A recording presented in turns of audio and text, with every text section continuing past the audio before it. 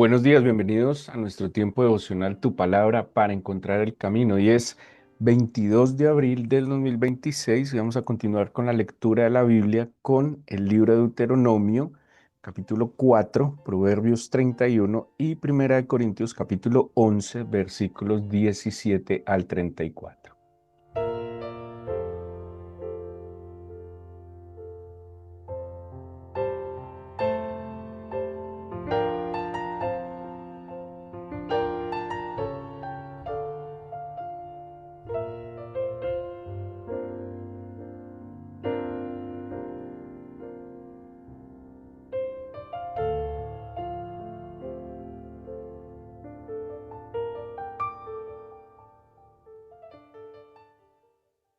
Bueno, el libro de Deuteronomio, en el capítulo 4, es un capítulo un poco extenso, pero acordémonos que Deuteronomio viene originalmente del término palabras o discursos.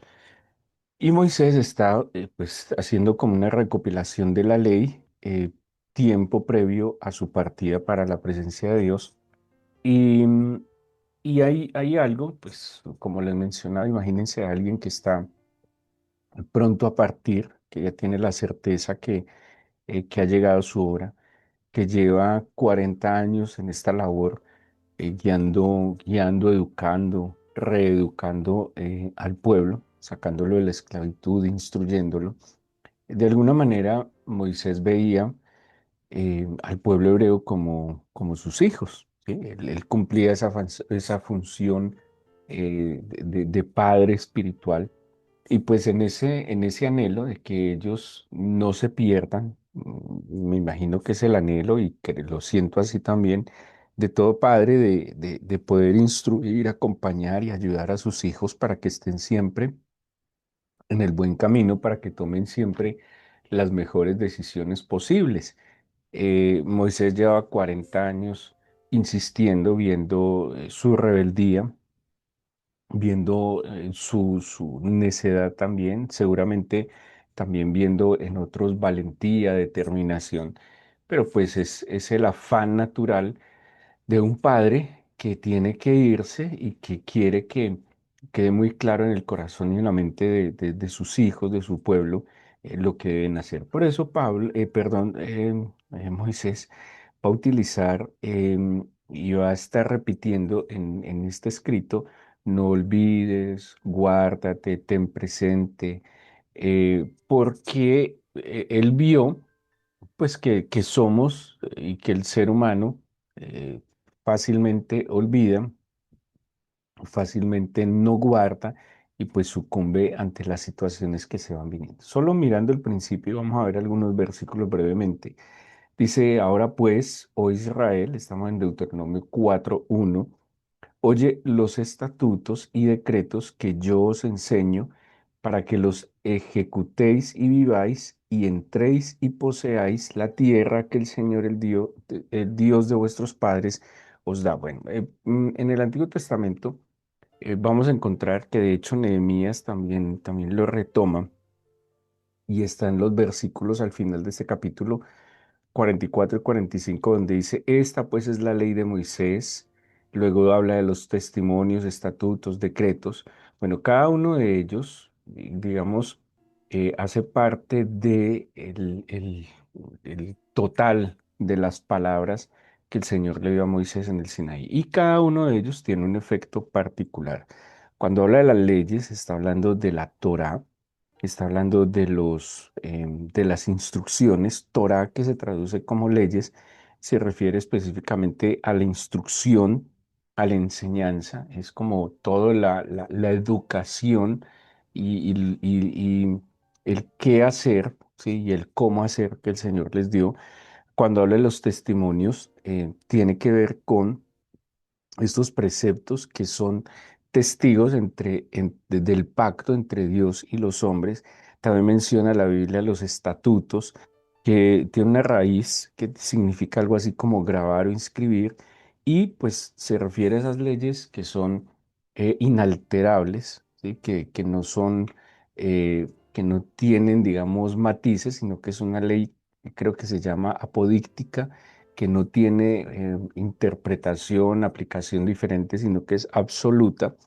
Y también cuando habla de los mitzpat, que son los decretos, se refiere a juicios legales, a las normas morales y sociales. Entonces, digamos que estas expresiones que ustedes seguramente, por ejemplo, Deuteronomio 9, también Nehemías habla en estos términos, Moisés, perdón, Abraham también habla en estos términos, es como el total de lo que implica lo que el Señor le entregó a su pueblo. Testimonios, instrucciones, juicios, parámetros, normas, ¿sí? A eso se refiere todo lo que se conoce como la ley.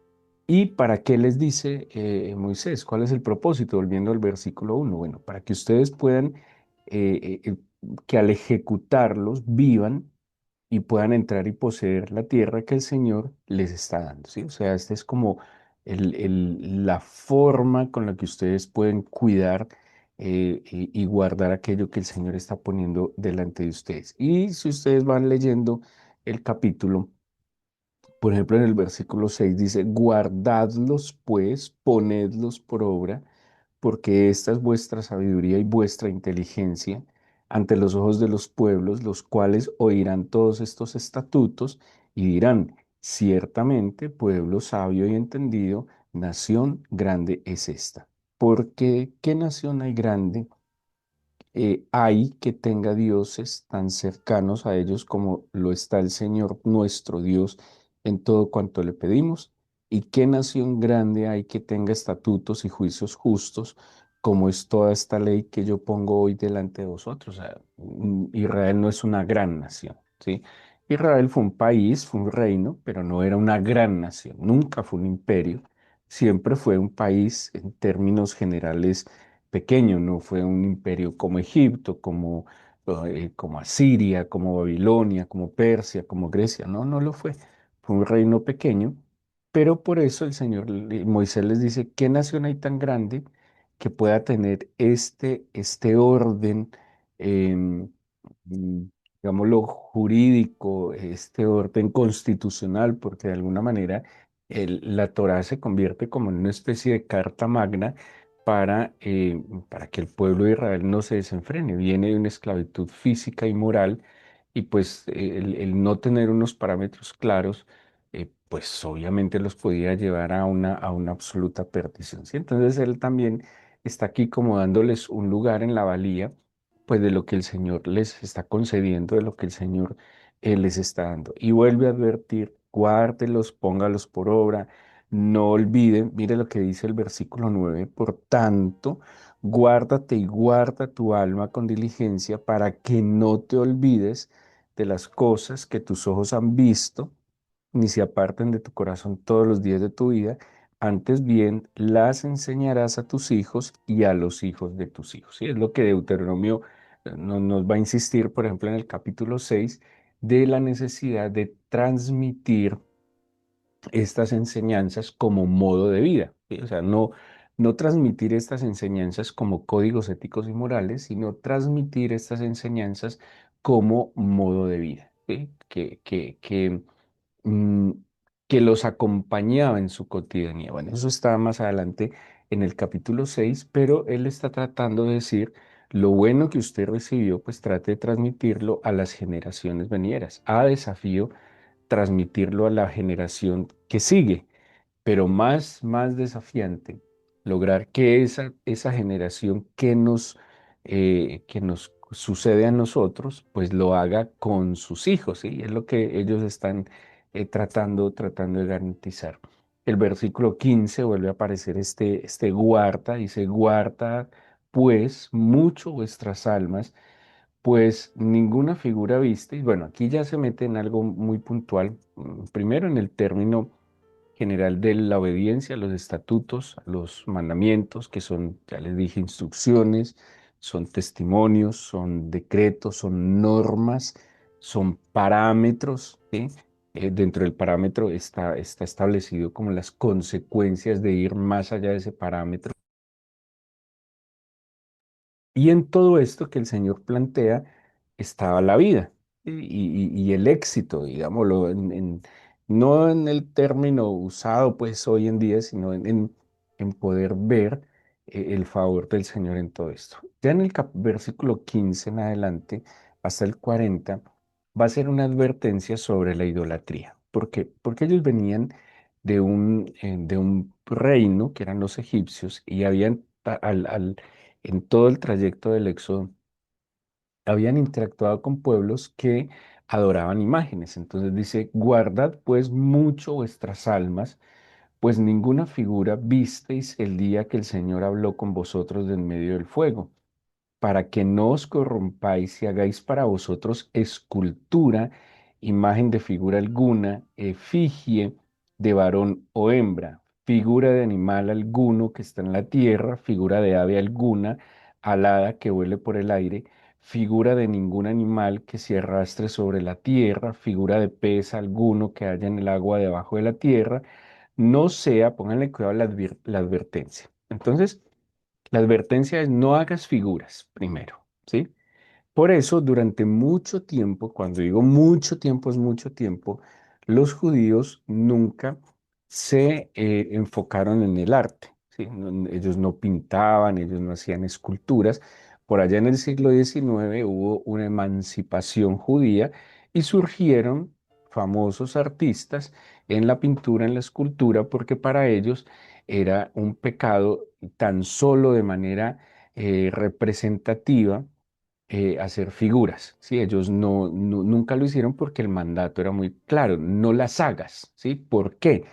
Y dice el versículo 19, no sea que alces tus ojos al cielo y viendo el sol y la luna y las estrellas y todo el ejército de los cielos, seas impulsado y te inclines a ellos y les sirvas, porque el Señor tu Dios los ha concedido a todos los pueblos debajo de todos los cielos.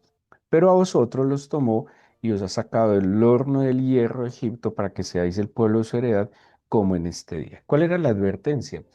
Pues que no se inclinaran no solo ante las imágenes, sino ante lo que ellas representaban, ¿sí? Y, y pues nosotros venimos de una tradición católica que aunque muchos pudieran decir que esas imágenes solo son representativas, pues ya sabemos en qué se derivan esas representaciones. Derivan en idolatría, ¿sí? Porque el solo hecho de prender velas, de orarle a una imagen, de tocar una imagen, de atribuirle poderes a una imagen, por ejemplo, ¿cuántos no tienen una imagen en su billetera, una imagen en su casa y le atribuyen ciertos poderes de, no sé, de suerte, de bendición, de favor? Y eso lo estaba advirtiendo el Señor. ¿Por qué? Porque se vuelve una especie de fetiche para la fe. Entonces es el elemento, esta obra hecha de mano, hecha con las manos de los hombres y no la obra eterna y soberana de Dios la que obra en la vida del creyente. Entonces, él le advierte al pueblo claramente porque era lo que ellos veían, era el entorno donde veían, a tal punto que incluso Faraón y las imágenes de Faraón eran consideradas como deidades y él les está advirtiendo, nada de imágenes, nada de esculturas, nada de estas cosas porque Dios no puede ser contenido por el universo y nada. Ahora, las únicas representaciones, digamos, hablando de representaciones que habían en el tabernáculo eran los querubines, ¿sí? Y los querubines estaban, hablando si hubiera algo representativo, pero los querubines eran una representación de algo que no se ve, ¿cierto? De los guardianes. Tiene una implicación muy particular lo de los querubines. Y hubo otro elemento que el Señor permitió construir, que fue la serpiente de bronce, ¿sí?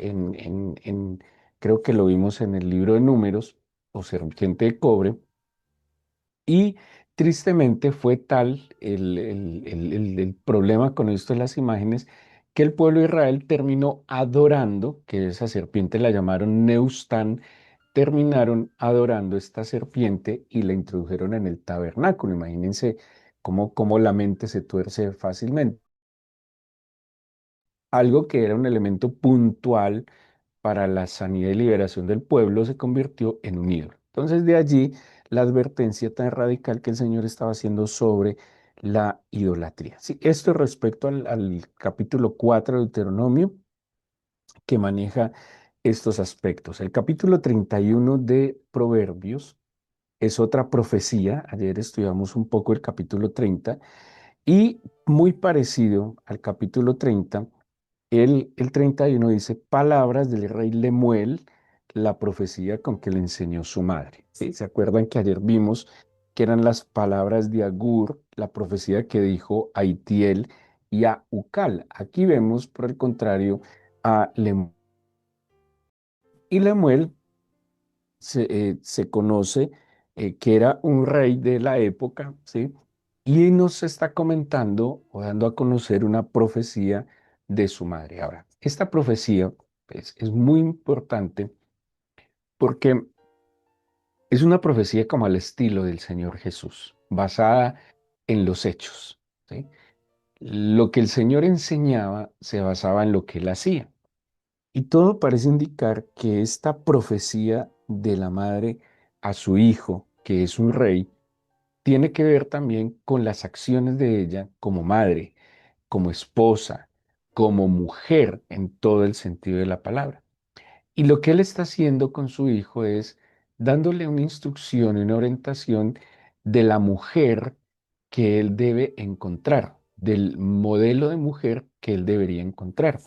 Entonces, primero le hace unas advertencias, pues que hay mujeres que no tienen unas virtudes profundas como la que ella le está enseñando y que se debe guardar de ciertas mujeres. Le está hablando a un rey, ¿sí? O a un futuro rey.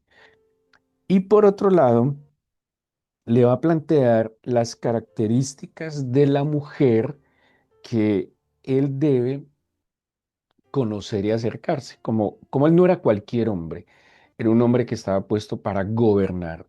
Pues gobernar no es tan fácil y gobernar, entre otras cosas, demanda buen ejemplo, ¿sí?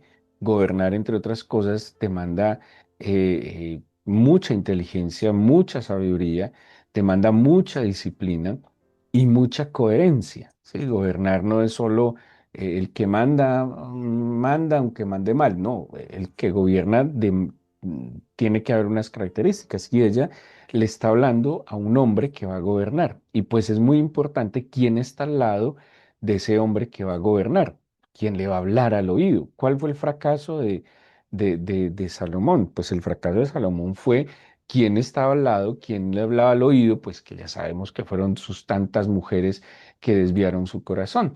Entonces ella se presenta como el modelo de mujer a la cual su hijo debe acceder. Esto es impresionante, porque de alguna manera el hombre y la mujer va a proyectar en su futuro, en su vida, a sus padres, ¿sí? La mujer proyectará seguramente al hombre de su vida en lo que fue su padre con ella y el hombre también proyectará a la mujer de su vida a lo que fue su madre como esposa, como madre, como mujer, ¿sí? Es una cosa muy particular en la profundidad y en la complejidad de la psicología humana. Y por eso ella, la mamá de Lemuel, en esta profecía le está diciendo, la mujer a la cual tú debes llegar, la mujer que te va a acompañar, tiene esas características, ¿sí? ¿Y cómo la identifica? Es un pasaje muy famoso como la mujer virtuosa. Pero de nuevo, son las palabras de la madre, ¿sí? Son las profecías de su madre partiendo de su buen ejemplo. Ahí les dejo para que lo lean, para que miren las características particulares que en otros momentos le hemos leído de esta mujer. Y la lectura de Corintios 11 nos trae em, una dificultad que tenía la iglesia de Corinto respecto a la cena, ¿sí? A la cena del Señor. Eh, Hay unos riesgos y unos peligros que nosotros tenemos en nuestra vida y es que la cotidianidad, ¿sí? Puede quitarle ese sazón de, de lo sagrado, y no digamos sazón, o más bien esa característica de lo sagrado, de lo que es santo, sublime, ¿sí? Y tristemente a veces en la cotidianidad volvemos corrientes y comunes cosas que son muy especiales. Y la Santa Cena era un evento establecido de manera muy sagrada como el memorial de la obra que el Señor había hecho, ¿sí? Pero cuando muchas veces caemos en la cotidianidad de hacer, es que es como seguramente para algunos antes ir a la iglesia era algo muy, muy especial, se arreglaban de manera muy especial, no sé, llegaban temprano, anhelaban ir a la alabanza, pero con el pasar del tiempo, lo cotidiano tristemente se nos vuelve ordinario y eso no está bien, porque hay cosas que son muy especiales, muy particulares, muy sagradas, y no me refiero solo a lo que tiene que ver con la iglesia, en todos los términos de la palabra hay cosas muy sagradas que tristemente con la cotidianidad las volvemos ordinarias y eso no puede ser así. Eso es un peligro en muchos asuntos. Es un peligro hacer que la cotidianidad me haga volver ordinaria las cosas. Y aquí, en la iglesia de Corinto, empezó a pasar eso. Empezó de alguna manera a haber abusos en la cena del Señor, a no verla con la misma santidad que tenía, que demandaba. Y empezaron a haber unos comportamientos que obviamente eran contrarios a lo que era la celebración de la Santa Cena. Un momento muy sagrado, era un momento de mucha gratitud, pero también de mucha santidad, pero en los corintios se les fue volviendo algo que pues fue más allá de lo sagrado y fue más allá de lo santo, y es lo que Pablo les va a advertir en estas instrucciones. Y aquí obviamente, pues Pablo ya va a dar unas instrucciones muy concretas, muy delicadas también a la hora de tomar la cena, porque te advierte que quien no lo hace con dignidad, podría ser culpado del cuerpo y de la sangre del Señor. O sea, pero celebrar la Santa Cena no debe ser ir, tomar un pedazo de pan y vino y no más, sino que demanda, de verdad, hacerlo con toda santidad, rectitud, seriedad, como lo demanda el evento. ¿Sí? Entonces Pablo les hace esta advertencia en esta parte final del capítulo 11 a los Corintios. Como hemos mencionado, los Corintios tenían muchas dificultades morales, muchas dificultades espirituales, y pues por eso Pablo constantemente en sus cartas está tratando de resolver estas situaciones que habrán notado en la lectura. Muchas veces Pablo menciona que le está respondiendo inquietudes o problemas, dificultades que está viviendo la iglesia de Corinto. Entonces, de nuevo recapitulemos, el capítulo 4 de Deuteronomio nos trae esa exhortación a guardar, a cuidar, a no olvidar, a apreciar, a valorar y a poner por obra las palabras del Señor que están en parámetros, en testimonios, en instrucciones, en normas, ¿sí? A cuidar, a guardar y a poner por obra. Ahí está el éxito de la vida.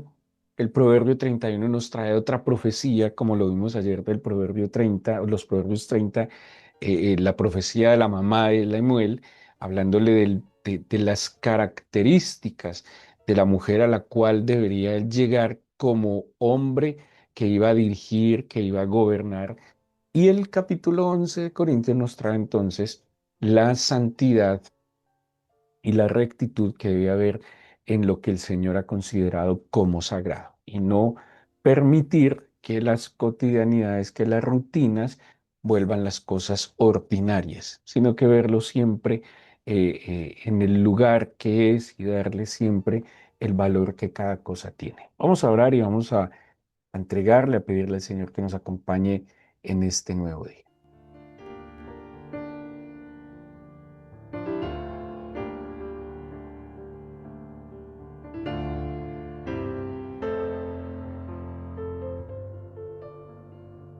Te pedimos por favor que nos guardes, nos protejas, que nuestro corazón asimile lo que nuestros oídos escuchan de parte tuya, que nuestro corazón también, Señor, pueda desechar lo que llega a través de nuestros oídos que no viene de parte tuya y que tampoco nos suma, que no nos edifica.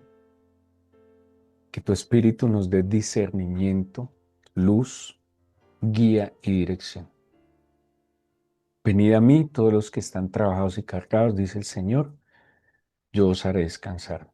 Tomad mi yugo, que es fácil, mi carga que es ligera, aprended de mí que soy manso y humilde de corazón. Vengamos ante Él y pongamos delante de su trono nuestras cargas, todo lo que genera peso en nuestra mente, en corazón, alma, cuerpo incluso. Y pongámoslo, depositémoslo en las manos del Señor. Encomienda al Señor tu camino, dice la Biblia. Confía en Él y Él hará. En tus manos encomiendo mi vida, Señor. Te pido que tomes el peso de mi propia vida en tus manos y que pongas tu yugo sobre mí y que me permitas llevar tu carga ligera. Por favor, toma el control de mi corazón, de mi mente. Por favor, aquieta mis pensamientos. Dale claridad a mis pensamientos. Estabiliza, por favor, y afirma mis emociones. Y dame una voluntad firme para poder sostenerme delante de ti. Yo te pido que la luz de tu espíritu, dígale así, Señor, me ilumine, me guíe, me guarde en mis salidas, entradas y en mis deberes en este día. Por favor, resplandece y que en tu luz yo vea la luz, Señor. Bendícenos, guárdanos, ampáranos, protégenos y apártanos del mal. Te lo pido en el nombre de Jesús. Amén.